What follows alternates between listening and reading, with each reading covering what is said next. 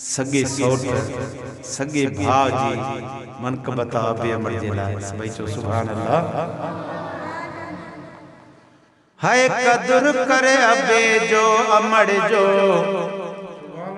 वरी को नहीं दई खबर को न पवंदई जडहीं हलिया हितड़वी दई। हाय कदर करे अबे अमर जो अदा वरी को नहीं दई खबर को न पवंदई जडहीं हलिया हितड़वी दई। हाय कदर करे अबे अमर जो औलाद खातिर अबे अम्मा के झिड़कियों दड़का ॾिठो ज़ालज चवण ते बाबे जी जल खां बेज़ार तू थे थो। ओ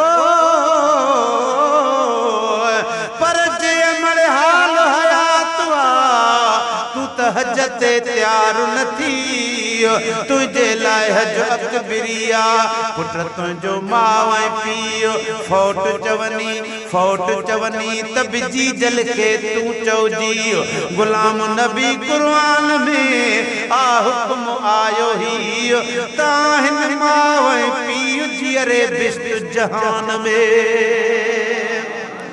औलाद खातिर अबे अम्मा के झिड़कियों दड़का ॾिठो ज़ालज चवण ते बाबे जी जल खां बेज़ार तू थे थो।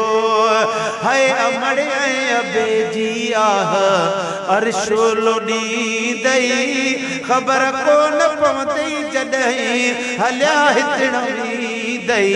हाय कदर करे अबे अमड़ जो खुदा का बाद या रसूल जो हक बाद में अबे अमड़ जो चेहरो ॾिसण सां हज जो दर्जो मिले थो। सुभान अल्लाह छो त आशिक चवा एतिराम कंदो करे बाबे जो एतिराम कंदो करे बाबे जो जंहिं बे अबे जी ज़ियारत कई दीदार कयाई काबे जो पुट एतिराम कंदो करे बाबे जो। सभई नंढड़ा वॾड़ा वेठा हो अल्लाह जो कसम तव्हां जे लाइ चङाई आहे मूंसां त अॼु गॾु चवरायो एतिराम कंदासीं बाबे जो एतिराम कंदासीं बाबे जो एतिराम कंदासीं जी जल जो।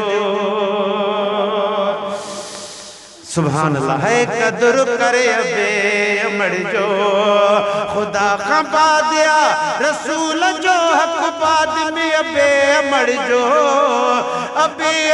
जे चेहरे ॾिसण सां हज जो मिले थो दर्जो।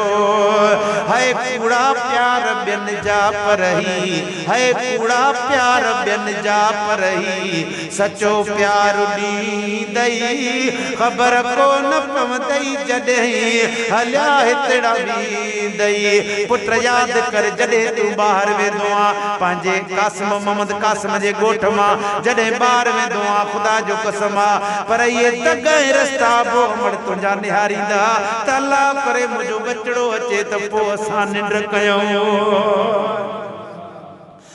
खाली खकड़ी ॾिसी उन्हनि जी रड़ियूं करे पियो रोईंदी काॾे विया मुंहिंजा अबो अमड़ हाणे हर हर घर कंहिं खां पुछंदे हाय वरी की नई दावा वापस पयूं यादियूं सटींदई हाय ख़बर को न पवंदई जॾहिं हलिया हितड़वी दई। हाय कदर करे अबे अमड़ जो वरी को नई दई ख़बर को न पवंदई जॾहिं हलिया हितड़वी दई। सुमेरा लियाकत अबे अमड़ जो पिटियल सिधो न थींदो बाद में वेही रोई रोई पयो सजण सोचींदो।